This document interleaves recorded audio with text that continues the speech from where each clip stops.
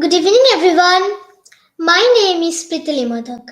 Today, I am going to start Vedic chanting Durga Suktam. ॐ जातवेदसे सुनवामसो ममराति यतो निदहति वेदः स नः पर्षदति दुर्गानि विश्वा नावेव सिन्धुं दुरितात्यग्निः तामग्निवर्णां तपसा ज्वलन्तीं वैरोचनीं कर्मफलेषु जुष्टां दुर्गां देवीगुं शरणमहं प्रपद्ये सुतरसि तरसे नमः अग्ने त्वं पारयानव्यो अस्मान् स्वस्तिभिरति दुर्गानि विश्वा पूश्च पृथ्वी वहुलान उर्वे भवातोकायतनयाय संयोः विश्वानिनो दुर्गः जातवेदः सिन्धुर्ननावा दुरितातिपर्षि अग्ने अत्रिवन्मनसा गृणानो ओस्माकं बोध्यविता तनूनां पृतनाचितगुं सहमानमुग्रमग्निगुं हुवेम परमात् स्वधस्थात् स नः पर्षदति दुर्गानि विश्वा क्षामद्देवो अतिदुरितात्यग्निः प्रत्नौषि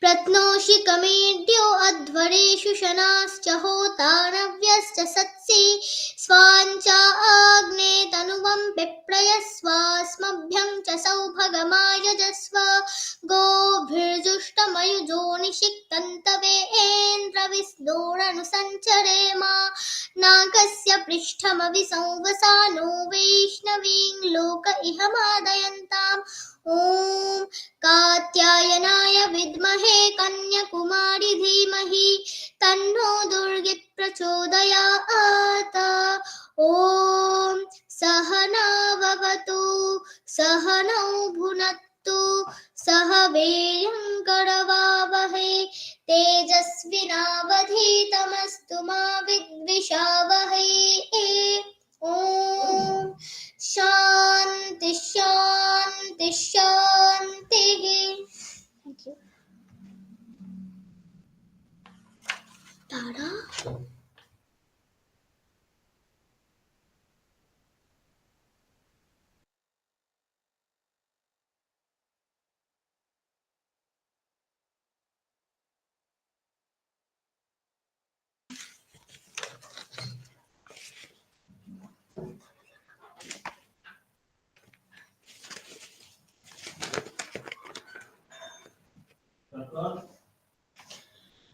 Good evening, everyone. Myself, Polomi Modak. I warmly welcome our participants who are joining with us today. It gives me great pleasure to introduce the distinguished scholar of this evening who is going to discuss about Rāmāyaṇa, the aesthetics of pain. The distinguished scholar of this unique topic is Mr. Arghyadip, who is a scholar of Sanskrit and Manuscript Cultures. He is currently pursuing his second master's in University Hamburg, Germany. He is holding a master's degree in Sanskrit. He has published several articles exploring the intersection of Indian philosophy and Western literature with a focus on Upanishadic influences in Western novels. His research interests also span Sanskrit literature, linguistics, and the works of Rabindranath Tagore. He is having an experience of teaching in both German and Sanskrit. He has instructed students in school for over 2 years. Currently, he is expanding his academic pursuits to include Christian theology with a particular emphasis on Jewish relevance in modern Christianity. Now, I request Mr. Arghyadip, please start your deliberation. Good evening, everyone, and thank you for the wonderful introduction. I don't know how do I live up to that. And I want to offer my thanks to Mr. Modak and Dr. Gargi Day for giving me this opportunity to present my talk here. And I also want to bid my pranam, as I can see that Professor Vijaya Goswami, she is here, and Professor Joy Bhattacharya is here. I mean, I know them personally. I have attended their classes. So I want to bid my pranam to them. And then I will start to present my topic. So I might face some problem with my camera because they have some problem with it. Let me try to present my screen. Yeah.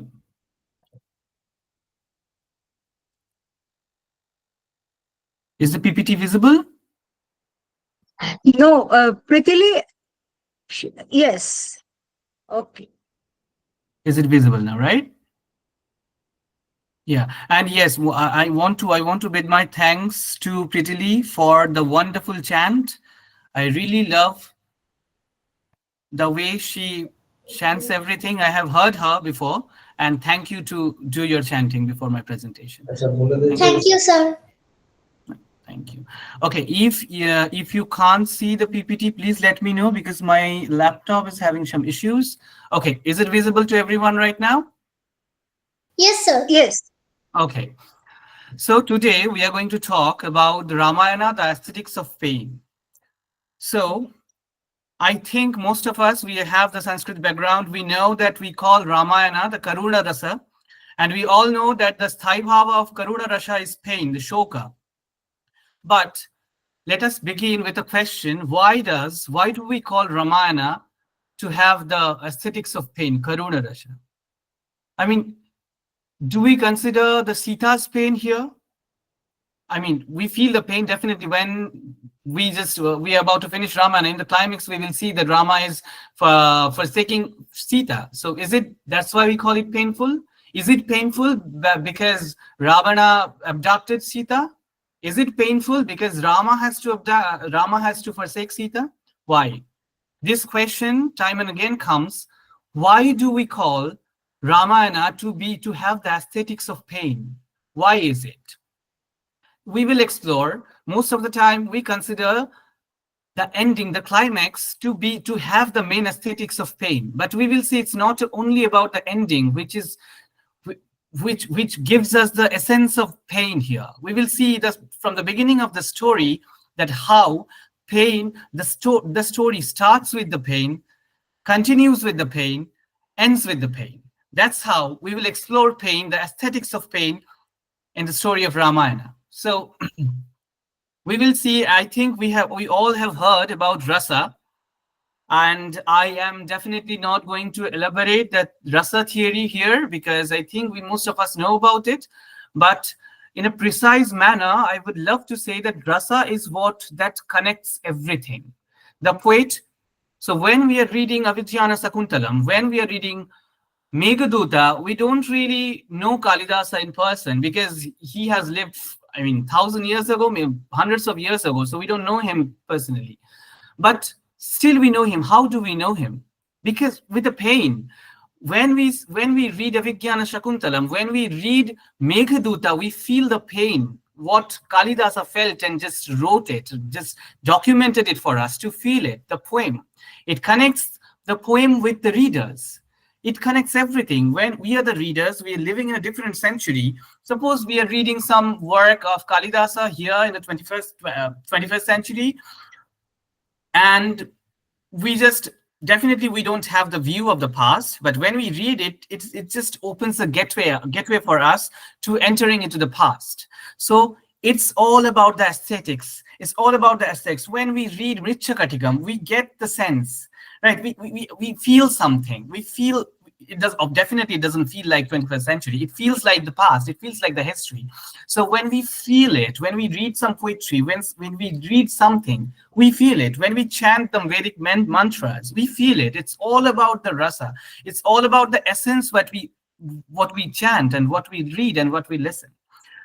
So that's how we will explore. So pain, where it all begins.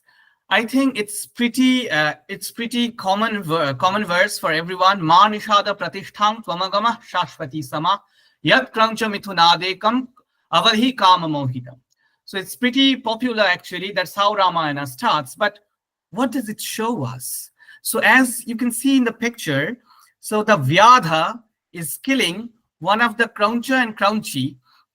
They were making love, enjoying the best moment of their life.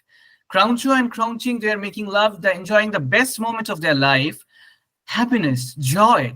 But what happens when they both were happy? Vyadha comes, he kills one of the birds. He kills one of the birds, pain. We encounter pain for the first time. So now, what is the scenario? Vyadha kills one of the birds. Vyadha is happy, very happy because he has managed to get his food, maybe dinner or lunch. So he's very happy because he has to eat. That's what he does. He hunts. So he is happy because he has got his food. The next moment, what is happening? Manishada pratishthang tvamagama shashvati sama. The curse from Valmiki. He is cursed. Pain, grief. The moment when at the moment of happiness of the birds, one gets killed. Sorrow, happiness and sorrow. The moment when the Vyada got happy, the curse came. Sorrow, pain again. So that's how the story unravels us, that it is not really the happiness that we are in, but everything has two different stories. As we can see, the second picture, Rama and Ravana. Rama is killing Ravana, but if we remember the lamentation of Ravana's wife, we will see sorrow, pain. So everywhere is pain. When we are having some happiest moment, we have to understand that there would be some point we won't be happy. And that's how the story teaches us. Vyadha is happy, he is not. Birds were happy, look, they are not. So that's how the story starts. So again, the same incident we will see here. I have named this slide as the disguised boon. So the scenario, I think we all are pretty familiar with the scenario, what's happening here and what we see in the picture. I'm not going to read out the verse. I'm just telling that Dasharatha, he was out for hunting. And obviously, this is not the hunting like the Vyada. He has to hunt for food. But Dasharatha, he hunts not for food, but it's his enjoyment. It's his enjoyment. So when Dasharatha was out for hunting, he listened something. He thought it was an elephant. Then he targeted his Shabdavedi Vana. Okay, then he killed something. So when he killed something, there's something. O king, even as I am suffering from agony now because of the loss of my son, in the same manner, you will also die due to agony caused by the loss of your son. So this is a verse. You can see the second chapter of 64 to 55. We will see that when Dasharatha comes to know that he has not killed an elephant, rather he has killed a Muniputra, a son of a blind sage. So he is struck by grief. He was happy that, okay, I am successful. I killed something. I killed what I targeted. I killed my prey. But when he got to know, no, he did not kill his prey at all. He killed something else. And he did a horrible mistake. It was a mistake. It's an unknown mistake. He was happy. And the next moment he was sad. Pain. Again, the story follows. We will see that Dasharatha will go to the blind sage to tell him that, okay, I did not know it was your son. I'm ready to do anything, whatever you tell me to do. I will take your responsibility and everything. But I think we all can imagine the state of mind of a parent if the parent lose their son. We know how the state is. Dasharatha tried to console the blind sage, but he couldn't, and no one can. I mean, if I go to somebody, okay, I kill your son. Can you forgive me? I'm taking your responsibility for your whole life. It's never going to work. So that moment, the blind sage says, as I am suffering now,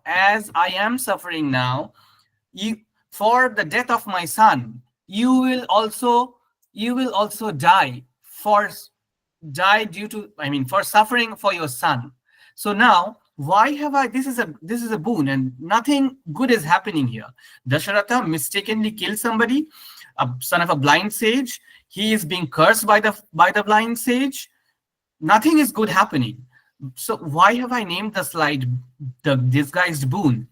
Okay, so I will take a moment here, because as I discussed in the previous slides, that when we see people are happy, then the sorrow comes, then the grief comes, and they are suffering. But here we will see a different scenario. When Dasharatha was cursed that you will suffer and you will die for your son, so now he thinks he doesn't have a son. When this scene is taking place, he doesn't have a son at all. He has been trying to have sons because he has to put somebody on his throne when he dies, but he didn't have any luck with that.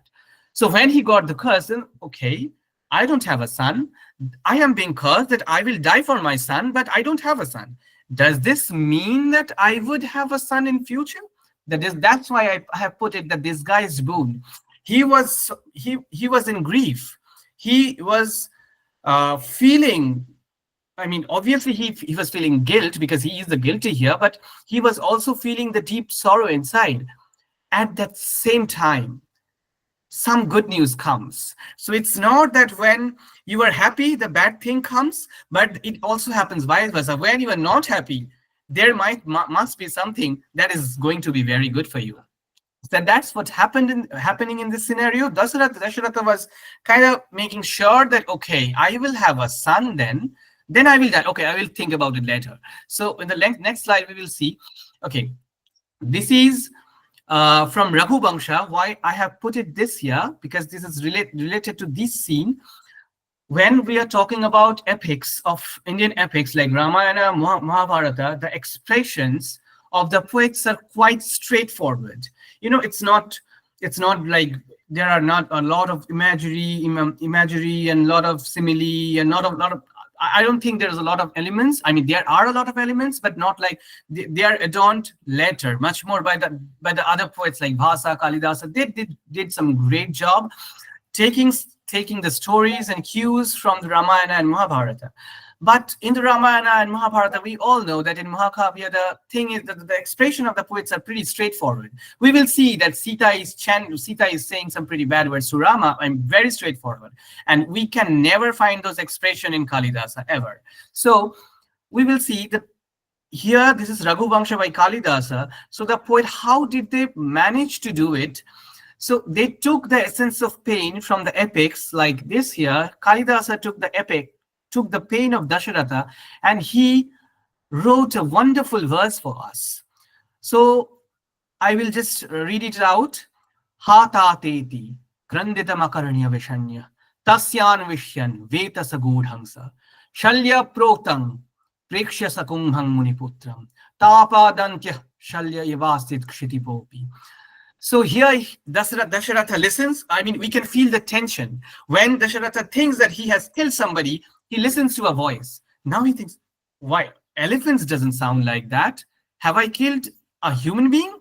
So Hatateti is the voice. Oh, my father. So Dasharatha says, okay, elephant doesn't sound like, oh, my father. So have I killed a human being? So we will feel the tension, and he has done a wonderful job here, because in case of Ramayana and Mahabharata, we will see most of the verses are written in Anushtup. Anushtup meter is there, but here we will see the different meter. It's Matta Mayuram. We can feel the tension what the Dasharatha was feeling. Hatateti, then pause, yati, grandita makaranya vishanya. Tasyan Vishyan, Veta Sagudhangsa. So that's how it goes. It goes. The essence of pain, the aesthetics of pain, what we saw in Ramayana and Mahabharata, will be flourished and adorned much more in the latter poetry. So that's why we are gonna exploring the essence of pain in Ramayana today.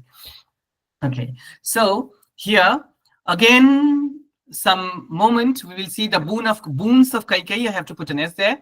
Boons of Kaikeyi, as we all know, the Dasharatha told Kaikeyi that Kaikeyi will get 2 boons from Dasharatha, but Kaikeyi didn't ask for it. She told, okay, whenever I will need it, I will ask for it. She didn't ask at all. When this situation is going, what is the situation here? When Rama is about to be the king, Rajyabhishek, during the time of his Rajyabhishek, Rama's Rajyabhishek, that time, Kaikeyi asks for the boons. What is the boon? What are those two boons? Bharata will become the king, and it's obviously not only Bharata will become the king, and Rama will go to Banavasa. So the exile to the forest. So that's how we will see when Dasharatha, and along with Dasharatha, everyone in the Rajya, everyone is extremely happy. Everyone was celebrating Rama. He's a great person. He's the eldest son of Dasharatha. He is about to be the king, and everyone was happy, enjoying, celebrating. At that point, everyone was happy. At that point, pain struck Dasharatha. What? Kaikai says, Rama will not be the king. Instead, you have to make Bharat the king for your kingdom. You have to give the throne to Bharata. He was struck, but that's not everything. She didn't stop. What she did, she asked Dasharatha to send Rama for exile in the forest. Next point, it's not that Dasharatha will not see his son as the king. He will not see his son at all. That's how, when he was about to be happy, okay, my son will be the king. I will see my reigning son on the throne.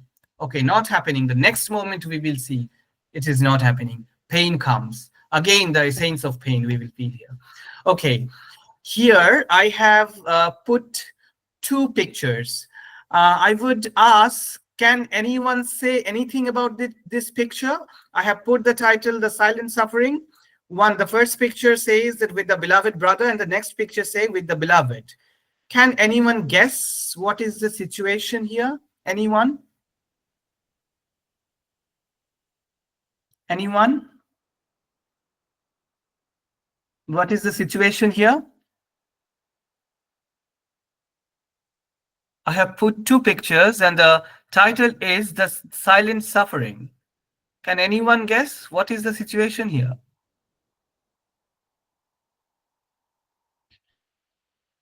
Okay, let me carry on. So here, I also asked some of my friends to guess it. What's the situation? They said, okay, one is Rama Lakshmana and one is Rama and Sita. But it does not sound like silent suffering. Why have I put, the first picture is definitely Rama and Lakshmana with the beloved brother, and the next thing is with the beloved. So the picture is all about Lakshmana. His silent suffering that no one acknowledges in the story of Rāmāyaṇa. So Lakshmana has two choices. One, he can be with his beloved brother, and another, he can be with Urmila, his beloved. He has a pretty serious choice to make, and definitely we will see that Lakshmana has to accompany Rama. So when he accompanies Rama, he is leaving behind his beloved. His silent suffering, we should acknowledge that he sacrificed his romantic life. He sacrificed their life. It's not his life only. There he sacrificed their life. And if we read Uttara Ramacharitam, we will see some things there.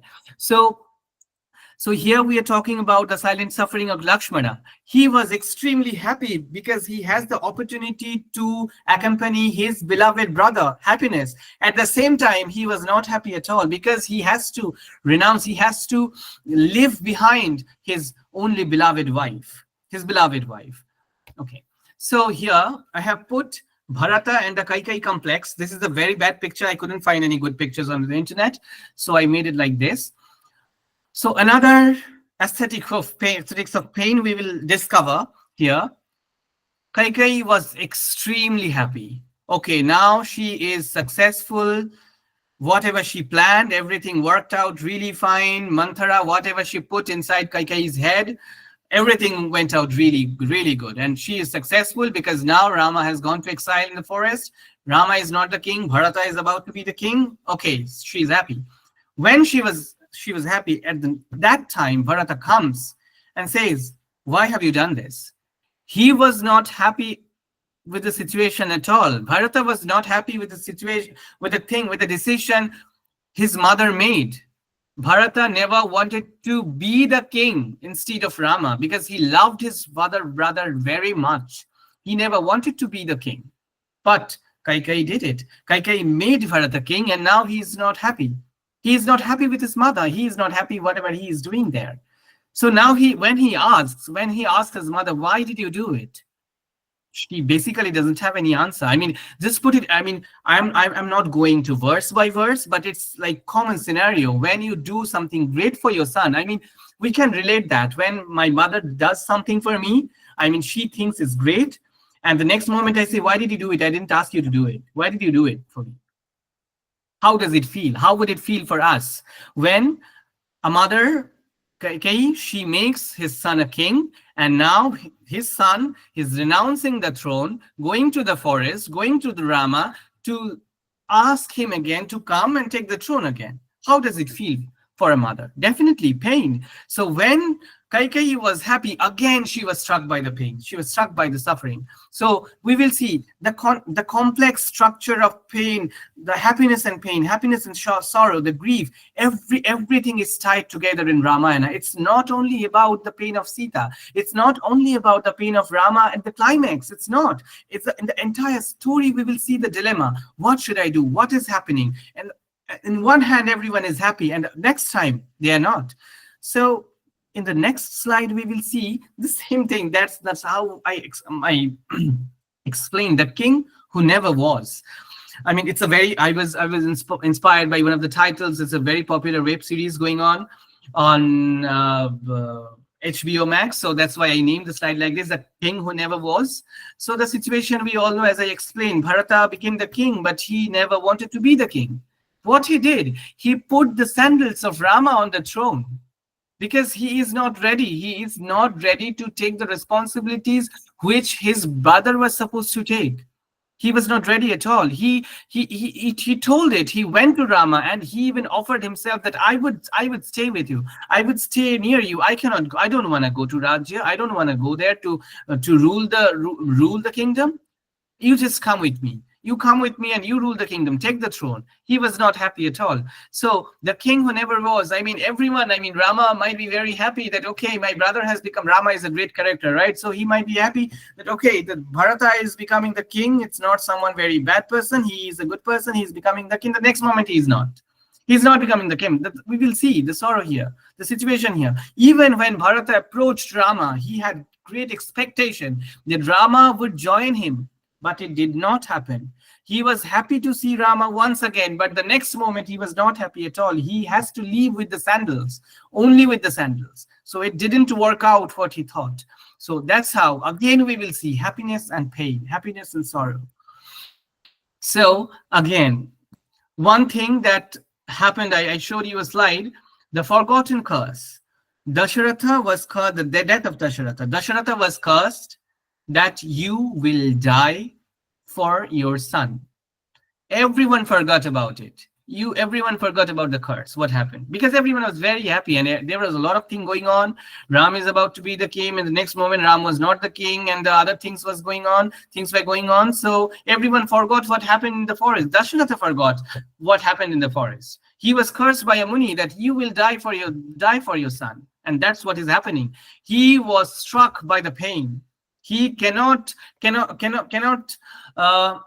imagine that his beloved son, his only son, his beloved son is living in the forest like a hermit. He couldn't imagine it. He couldn't see. So that is the consequence, the death of Dasharatha. He died. And we will see the great big lamentations in Ramayana. If we read the verse, we will see the pain. Everyone is struck by the pain. The whole kingdom is suffering and no one is happy. Even Rama was not happy. We will see when he gets the news of his father's death, he was not happy at all. Then he thought, okay, I have come here to live like a hermit, but I don't think that this is a life of a hermit at all. They were in Panchavati, and then Bharata visits, and Rama got the news that Dasharatha was dead, and he said, okay, now still I am connected. I am connecting to the king, the people from the palace. I'm not living like a hermit. I have to renounce everything. What I am supposed to do? I have to leave. I have to leave it. I have to go into the deeper forest. And now he is going. Again, he is leaving. He is going far. He is going far. Again, he is going far. So we will see voices from the other side. That's how I named the slide.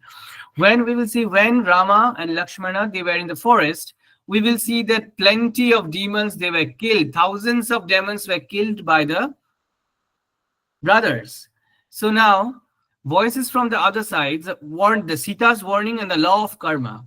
When Rama and Lakshmana are doing this, because they had to do it, because the sages were complaining that the demons are tormenting us, we cannot do our thing, we cannot meditate, please help us, we know you are a great fighter, please help us, kill them. And they were doing it. But that moment Sita said that, okay, you are not the king. You are not the king. You are not the savior. You are not the king. You are not the savior. For to save them, there is a king in the kingdom. Let him do his business. You are a hermit here. You cannot live like a soldier. You have taken Jatachivara. It doesn't look good if you are killing people with the bow and the arrow. It doesn't look good. So you have to live like a hermit when you are supposed to live like a hermit. So that was the warning of Sita, because there is a law of karma. The law of karma, the clock of karma is ticking, because everything will be back to you. When we see that demons are being killed, it's a good act. It might be a good act, but look at the demon's family. Lamentation, they're lamenting. The horrible situation was there. Every time they were being killed. So it was not a good scenario for them too. Maybe it was a good scenario for the sages, but it was not good scenario for the demons' families. Even Sita's warning, we will say that Rama and Lakshmana, they were doing great jobs, but Sita was not happy at all. Rama might have thought that, okay, I am doing something great for the sages, so we might make Sita happy that how powerful I am, but no, Sita is not. She is saying, okay, she is warning Rama that stop this. You have to live like a hermit, like I am living it. So this is the situation here. If we listen to the voices from the other side, those are not very prominent in Ramayana, we will get the very different picture of Ramayana, what it is actually telling us to look, what we forget to look most of the time. So now, this is the depiction of Swarnamriga. So now, this is very important thing, very, very important thing, because it changes the whole perspective, and it's a bit controversial also. This slide, we have seen Sita, that she is warning Rama that you should not do it. You should live like a hermit, something. You shouldn't, she doesn't want anything. We saw in the previous chapters, she doesn't want the kingdom. She doesn't want jewelry. She doesn't want any luxury, anything. She does not want anything. The next moment, she wants the golden deer, Swarnamriga. It sounds very strange, because if you don't want anything, and when you are lecturing your husband, the next moment you want the Swarnamriga, how does that work? And she is pretty furious about it. She wants it. When Rama was not there, when Lakshmana was there, she has to send Lakshmana to bring the Swarnamriga. So there are arguments that her stability was abducted by some demon or something. It was Maya. Definitely it was Maya. So what happened? What is this Swarnamriga depicts to us? Even if we want it, we cannot deal with it. We want something badly. Okay, I will renounce whatever I want. I will renounce the earthly pleasures and everything. But the clock of earthly pleasure is continuously ticking inside our mind. Nobody knows the next thought that is about to come inside your mind. No one knows about it. And you know, it's a very great philosophy behind the song Amar Sonar Horin Chai, Amar Sonar Horin Chai, Tora Jeja Bolish Bhai, Amar Sonar Horin Chai. And we see, and Tagore took the essence of the scenario here. What is Tagore depicting us there? Tagore is saying, she je chomke berai drishti erai jay na tare khoja, she je nagal pele palay chhere lagay chokhe dhada, ami chutbo piche miche miche paiba nahi pai, ami apon bone mache bone udash hoye dhai. So what is this saying here? We lose our purpose. Pain. We suffer in grief when we lose our purpose for chasing something that might not be made for, for us. That might not be for us. Suppose I am thinking to be a president of India right now. It might not be my future. If I try to chase this dream, something when I don't have any potential, I'm not a public speaker, I am not a good politician, I don't know anything about politics, but I'm chasing to be the president of India. It doesn't work that way. It will make us unhappy. That is what Ramayana is telling us. When Sita was about to renounce everything, but she was still not ready to renounce everything, whatever she wanted. The next moment, the entry of the Swarnamriga, the golden deer. In the next paragraph, Tagore says a wonderful thing. Whatever I had, I have lost everything. Whatever I had, I lost everything. Now I don't have anything. Whatever I had, I ignored them. I ignored them. Sita was ignoring how happy she was with Rama, how happy she was with their little hut, how happy she was with Lakshmana and everything. Everyone worshipped her, but still she was not happy. Tagore is depicting the same. Tagore is taking the same thing. We ignore what we have and we chase something what we don't have and what we might not ever have in future. And what is the thing? We suffer. We feel the pain. Here also we will see that we are seeing the essence of pain here. Essence of pain here. So that's how the depiction of Swarnamriga is very, very important to us. We have to understand why in that scenario, and this scene is also very crucial because this is gonna bring a drastic change in the story. I think we all are familiar with this story. This thing is going to bring a drastic change in the story. So here in the picture also we can see that Lakshmana tried to face it, but he couldn't. No one actually could. No one can face the Swarnamriga. No matter how big god you are, you cannot get your Swarnamriga because it does not exist at all. Morichika, it does not exist. So here I would like to say two sides of the story. Again, we will see. I have put the picture also, one side it's white and one side it's black. So I think for understanding the story of Ramayana and the different sides, I think Michael Madhusudhan Dotto has done a great job. I think everyone should read his poetry, whatever he did. So it's great, it's great. You cannot compare it with anything. So friendship with Sugriva and gaining the Vanara Sena. So now I will try to depict it. So when the situation was they were trying, when Sita was abducted, everyone was unhappy. Okay, I have missed some part in between when Sita was abducted by Ravana. We know the whole story when Sita crosses the line. What is the meaning of crosses the line? Again, one thing, Sita thought that he was doing a good job by giving something to the beggar who has come to her. Okay, maybe she was happy because she's doing some punya. Next moment she was being abducted by Ravana.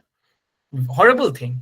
So the next moment we will see when Rama and everyone got to know that Sita has been abducted and they have to go to Lankapuri, they have to fight and they have to take Sita back. So they were preparing. Through the preparation we will see friendship with Sugriva and gaining Vanarasena was a great point.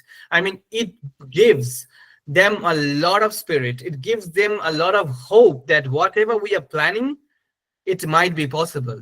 Because it's not two people's job to go to a whole city and kill everyone. Though they had Hanumana, but still, it's a great hope. Okay, we have the Vanarasena, whole Vanarasena. It's great. And we have gained the trust of Sugriva. Now he is our friend. It's a great thing. Everyone was happy. Next moment, what's happening? The killing of Vali. And it has been a biggest controversy ever in Ramayana. Was it a job? Was it an ethical job for Rama? Was it an ethical job to kill Vali? It's a great controversy, and that's but whatever that was, that is not a good thing at all. Everyone was not happy. Look at Tara. We will see her lamentation. She was not happy at all. So again, it's giving us two sides. Okay, one good thing happened, one bad thing happened. So it's good, but it's not good at all. It's not everything can be good. So the next thing, Lakshmana was saved because he was about to die, and Hanumana was in charge to bring some medication for him, and somehow he managed to do it by bringing the mountain, and Lakshmana was saved, and the next moment Indrajit was killed. And again, I will give the reference to read Bibhishaner Proti Indrajit by Michael Madhusudan Dotto. Great perspective we will get. We will see the sorrow in the eyes of Indrajit, in the words of Indrajit. We will see the words of Indrajit to Bibhishana. How heartbroken he was because his own people has betrayed them. Think about it. When Indrajit was doing the yajna, he was performing some ritual. Now Lakshmana was there to kill him. The betrayal from your own blood. It's not good. It's the worst scenario anyone can imagine. So think about if Lakshmana betrays Rama. It will never happen, but it will be a horrible thing. So Lakshmana was saved. It's a good thing, great thing. Indrajita was killed. It was not good at all. So when Bibhishana joins Rama, it's a good thing. It's an act of friendship. It's a token of friendship. But the other hand, it's not. It's betrayal. It's a betrayal at the same time, right? I mean, you should not betray. I mean, suppose you know whatever US is. Suppose I'm an Indian and I know whatever US is doing, it's good. But living in India, I cannot be against India for supporting US. I should not do that. It's against the law. It shouldn't be the case, but that's what happened here. So again, another scenario we will see, happiness and pain. A bridge was made, okay. We saw the scenario when there was a sea and everyone was thinking, how would we cross it? How are we going to cross it? Hanumana could cross it because he could fly, but not everyone can. The other monkeys, they cannot do it. So how are we going to do it? They started putting stones and they started to make a bridge on the river, on the ocean. So at that time, we will see the screams from the ocean. What does it mean, the screams from the ocean? We will see the marine creatures are coming to Rama. They are begging to them, stop it. You are killing us. This dries up the water. We cannot survive with the water. Maybe you are doing something great, but it is not doing great at all. We are losing our lives. And we will see the consequences here. Again, Sita's warning, the law of karma will never stop. It will always be ticking. It will always remember, okay, whatever you are doing, everything will come back. And we will see at the climax, everything will come back. Deaths would be there. So screams of the ocean, they are asking, they're begging, what are you doing? It was not good. It might be good act for you, but it is not good for us. Again, shoka. Yeah, everyone was happy because they could cross the river. The next moment, shoka for other people. And even them, they didn't do anything wrong. The ocean marine creatures, they didn't do anything wrong. How would you explain their deaths? So it's not, Rāmāyaṇa is not only about the story of Rama, Lakshmana abducting Sita, forsaking Sita, and Sita's words and others. No, it's about a lot of things that we most of the time overlook. It's continuously telling us the two perspective continuously, not a single act in Ramayana which is completely filled with joy and happiness and ananda or shringara, and the other thing is completely bad, unhappy, sorrow. No, it's not the situation is not like that in Ramayana. That's why it's very interesting. So the next thing is, it's actually, I am about to finish the session, the rescued Sita. So we all know the scenario. Sita was rescued. Everyone was happy. And now I will request everyone to look at the perspectives from the readers. Like when we are reading a whole story, suppose it's a novel that we read the novel, like suppose we are reading Ghore Baire, we are reading some other novels from Tagore or something. We know that there's going to be a climax. Sometimes we can imagine how it's going to end. Sometimes we don't know how it's going to end. So we are reading. Now we have already passed the most exciting part, that where Rama kills Ravana. The hero has won. So now everyone, the readers, I'm talking about us, now we are happy. Okay, now Sita was free. Now Sita will be happy with Rama. They will be living happily ever after. That's the story is going to be. But I mean, most of the time, we see this kind of stories. But what is the situation here? The forsaken Sita, the next moment, Rama is saying, Tumi bhabcho ami tomar jonno esab korechi. No, I have not done it for you. I had to do it because of the kingdom, because of the people, because of the fame, because of the fame that we have, that our dynasty have. That's why I did it. It's not for you. It's not for you at all. So now think about us. How do we feel? It's not happiness at all. We cannot be happy with this kind of climax, can we? Even think about Sita.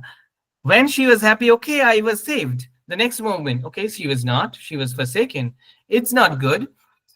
So again, the dilemma. We will see happiness and sorrow. They actually, it's very, very confusing for most of them. Rama, she was happy. Rama, he was happy. Okay, I am successful in the battle. I have done it whatever I was supposed to do. I freed Sita. Now I have my wife. Can I have my wife? He is asking himself a question. Can I have my wife back? No, you cannot, because you have to think about the dynasty. You have to think about the fame your dynasty has. So he cannot.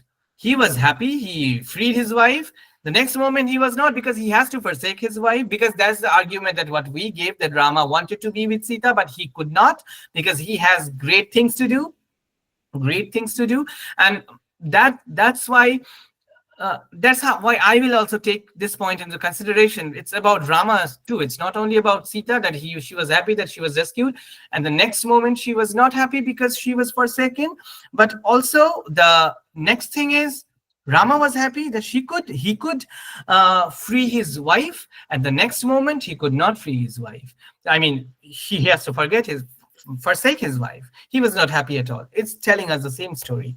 So now this is the climax of my presentation. So whenever we are talking about Ramayana, I think we should put a lot of credits to Sita, because it's not only when at the climax we will understand it, we feel it in a more prominent way, that it is not about the way of the Ramas, it's also the way of Sita. I think you all can see the picture what I have put here. Sita is going inside the earth, the daughter of the earth. She's the daughter of the earth. So it's about the Sita also.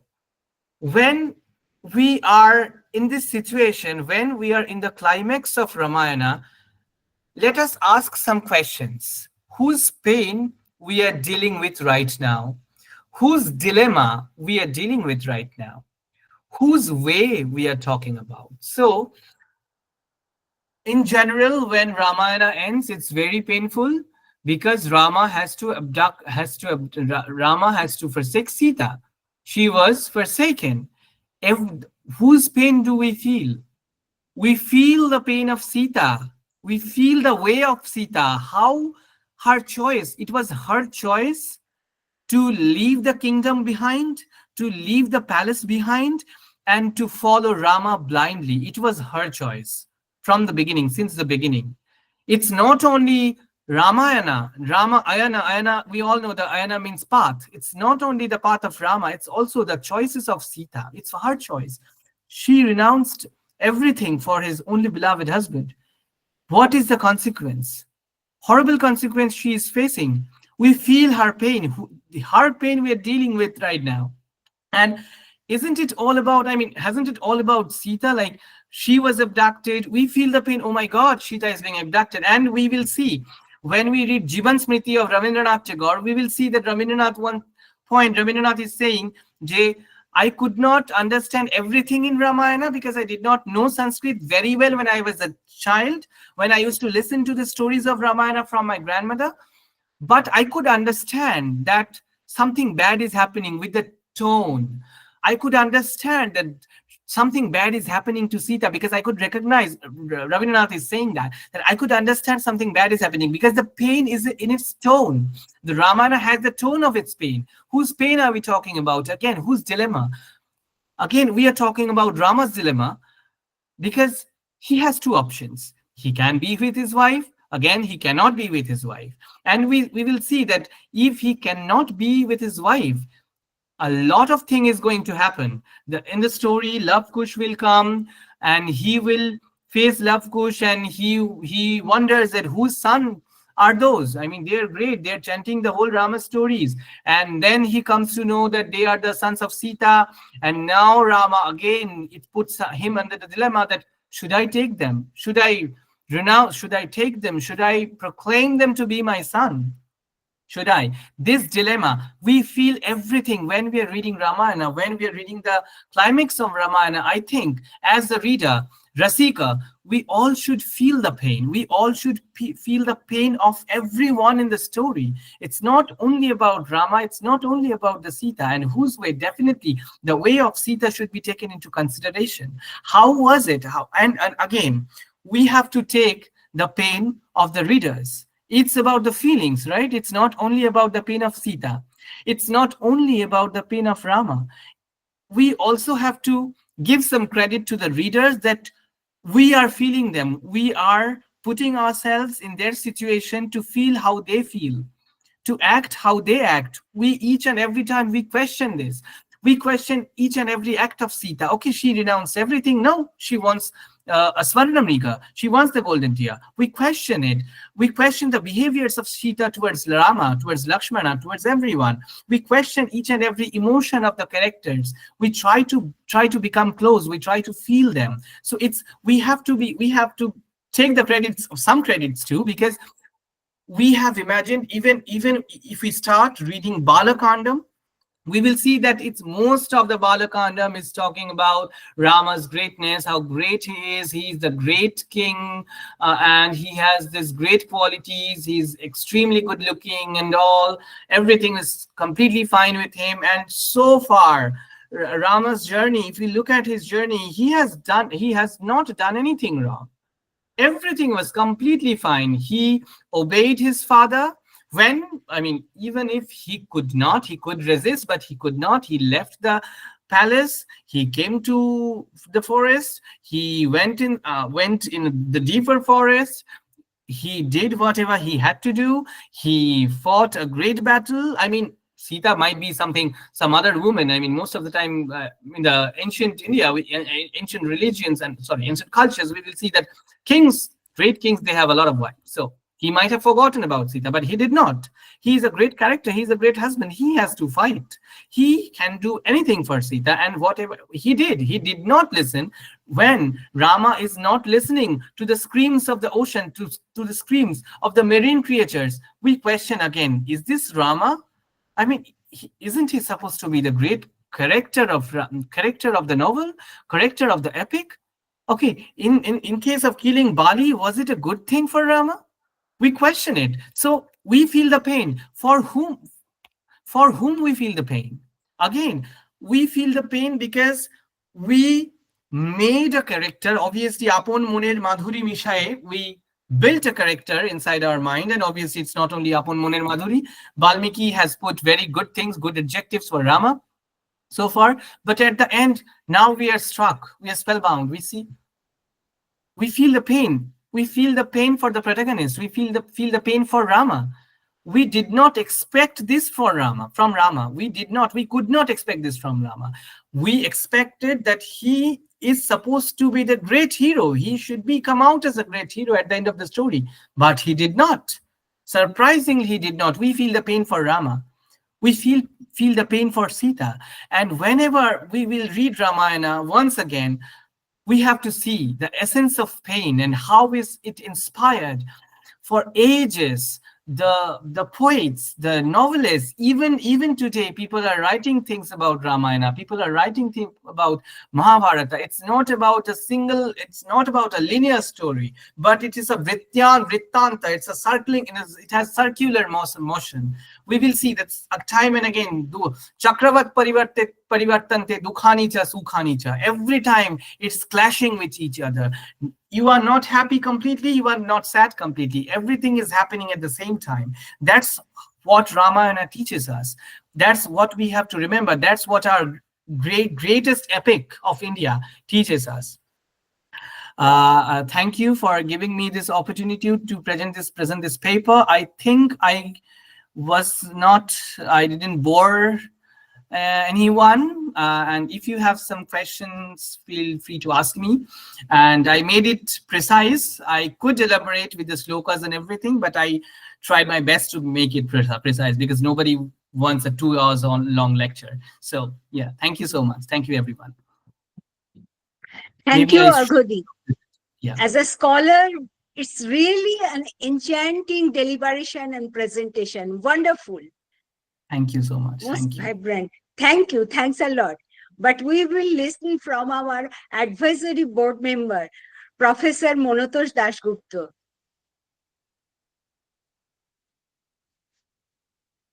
Thank you all.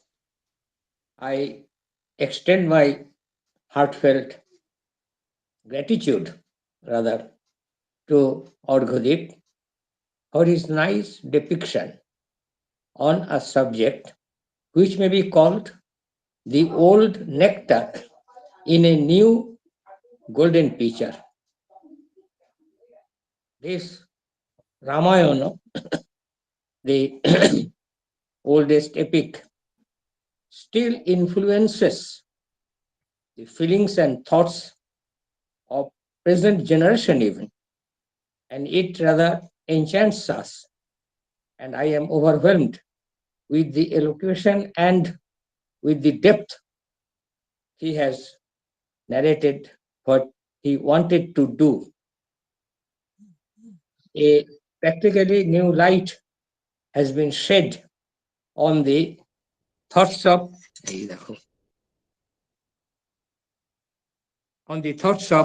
Ramayana, and I therefore, on my personal behalf, on behalf of Modak Academy, and on behalf of all the members of the learned members of the audience present today, extend my thanks and gratitude to Arghyadip, and hope we will have again him in our midst when we will extend a call to him. Thank you.